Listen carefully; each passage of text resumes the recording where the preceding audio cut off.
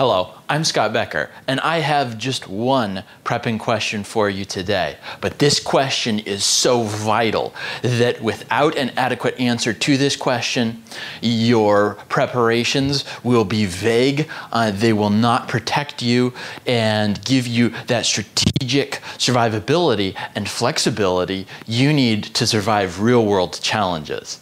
This one question can change everything about your prepping and catapult you to your goal of being prepared far faster and with far less expenditure of time and cost than you could get there any other way. What is that one question? I will be right back.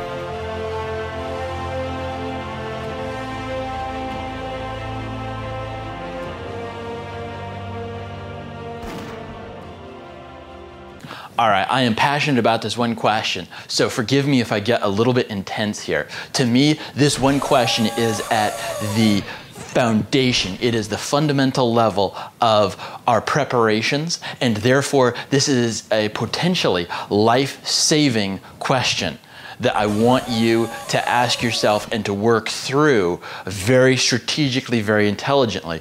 I'm going to walk you through the overview of how to do that, so stay with me here.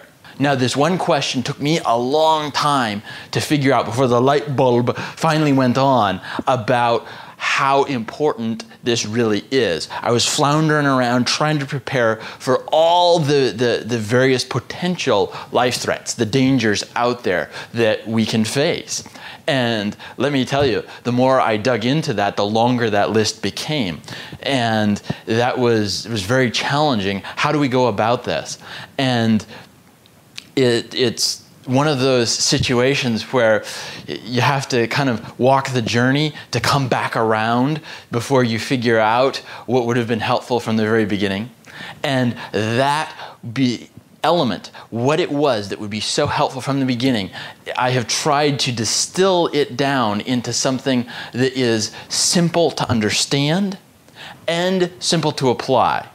And let me tell you, that took a lot of work because, yes, I will give you the question in a very simple form so you'll instantly get it. And in fact, you may go, is that all there is to it? But if you have that reaction, that means that I have distilled this down adequately. And stay with me, because how we answer that question, how we actually work it out at the strategic level, and that means filling in a lot of the sub-pieces at the tactical level, is actually, all of this is a distillation of about a 2-day training course on this one topic, answering this one question, if you will.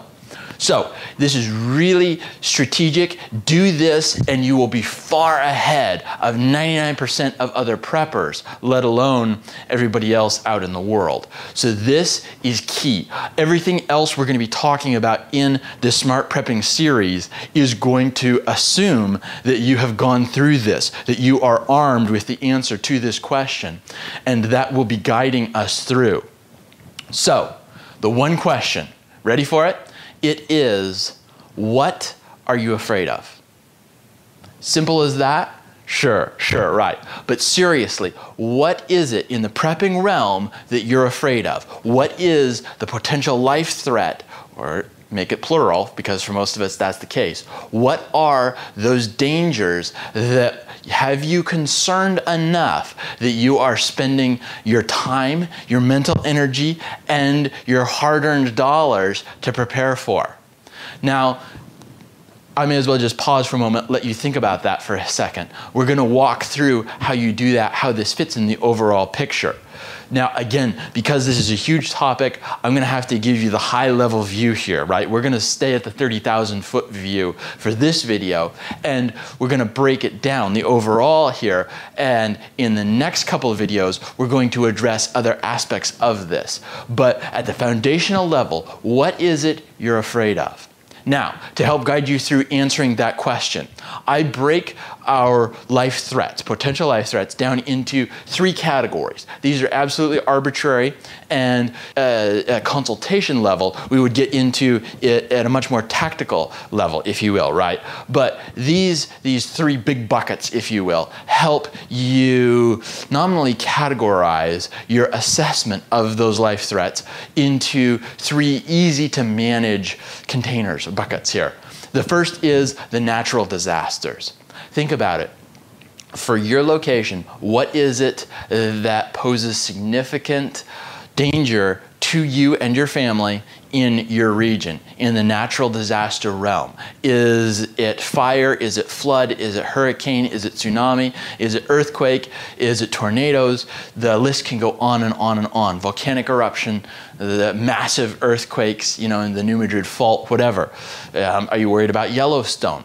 We could go on and on and on. Are you worried about solar flares or asteroid strikes? You know, however you want to take that in terms of your direction, that's fine. But I encourage you, look at the natural disaster dangers for your location and jot those down. To help avoid overwhelm and facilitate this overall process, I would start with about your top 3 or 4. Okay, we can spend days on this, but surprisingly, your own gut response will actually give you a really good place to start, because your subconscious brain has already been starting to catalog these things, and that will catapult you ahead quite a lot if you just take those top 3 or 4 and get those written down on paper. Now, the second category that we're talking about are what I call the man-made disasters. And these are, as you can imagine, things that are nominally precipitated by human events, right, or human causes. So whether that is terrorists with a dirty bomb, whether that is mutually assured destruction a la the Cold War, massive nuclear holocaust, whether that is man-spread pandemic. Again, these lines can blur a little bit. Don't get bogged down into trying to split hairs about, well, does it fit in this bucket or this bucket? Just get it in a bucket, because we need to deal with all 3 buckets regardless of which one has more in them, right? So think about that. Is it martial law? Is it economic collapse, right? Is it terrorists setting off an EMP device and crashing the Western world back to the Middle Ages agrarian lifestyle, right? Whatever it is, jot those down as well in your second bucket. In the third bucket, this is where it gets a little bit softer, but these are what I call the invisible dangers. And these oftentimes relate to sort of a subset, if you will, of those previous 2 categories, the natural disasters and the man-made disasters. These are things that are invisible threats, right? So we may be able to see the riot coming. So that is very visible threat. What we don't see is the spread of disease, right? So we don't see cholera coming. We don't see smallpox coming necessarily. And there's a lot more strategy to this. So if this doesn't make sense, these categories right now, that's fine. Don't worry about it. Use whatever categories work for you. But as I'm teaching this stuff, we talk more specifically about how breaking it down this way helps us in our next phase, which is merging our needs with our assessed threats and meshing those together in terms of guiding our response and prioritizing our preps. It fits together a little bit easier when we break it out into these three buckets. So in the invisible dangers, is that radiological? Is that chemical? Is it biological? That's one way to look at that category. So write down your concerns there. Again, if something falls into more than one bucket, that's fine. That gives you a clue to how important that threat is rising on the threat matrix we're going to build.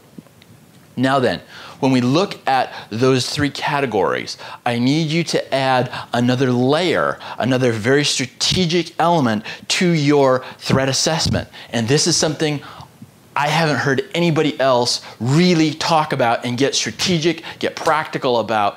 This is what it is. This is why it matters. This is what you do about it. So, what is it? It is what I call the secondary and tertiary dangers. When we're living in a very complex, interconnected world right now, we run the risk of that primary danger, which is one of those things that you just wrote down, whether that is a natural or man-made or invisible danger. Let's use an earthquake as an example, right? That is our primary or precipitating event. That in and of itself has the life threat potential, right? But that can also set off a chain reaction, a secondary and tertiary disasters when that cuts off road communication.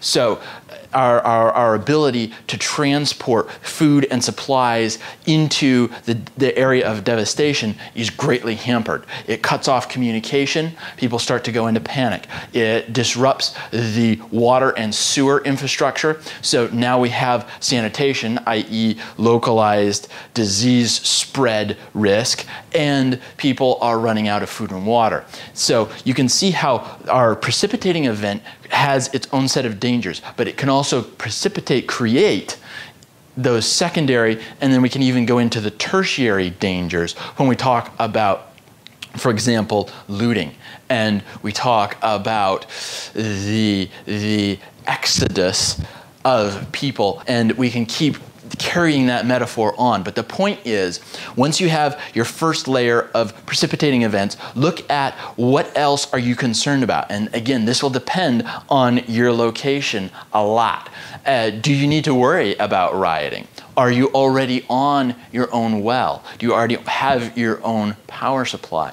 All these kinds of things feed into your unique threat assessment. By doing this, by actually sitting down, taking the time, going through this, yes, it sounds simple. Yes, it sounds easy.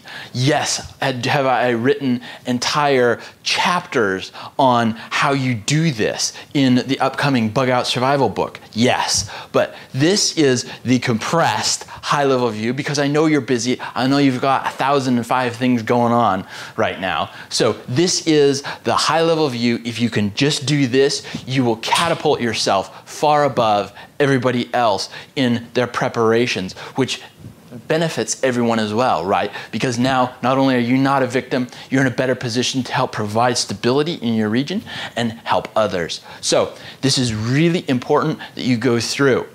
In the bonus portion of this video, which is for my subscribers, and yes, you can go to the blog itself, sign up there, and right now it's free, then you can get access to the video and the PDF that we've created to help walk you through this. And this threat assessment, if you will, is very cool, I think. It's been very helpful to me and the people I've shared it with. And nobody else has done this that I found anywhere. If you find that somewhere, email me, let me know. I would love to have a look at it. But this is unique. And I had to pull from a lot of different sources and a lot of personal experience to try to create this for you. And one of the key components of that was going back through looking at special operations target assessment, target analysis, right? Utilizing the Carver matrix, which they originally started way back in World War II with the OSS, really seemed like they polished it in the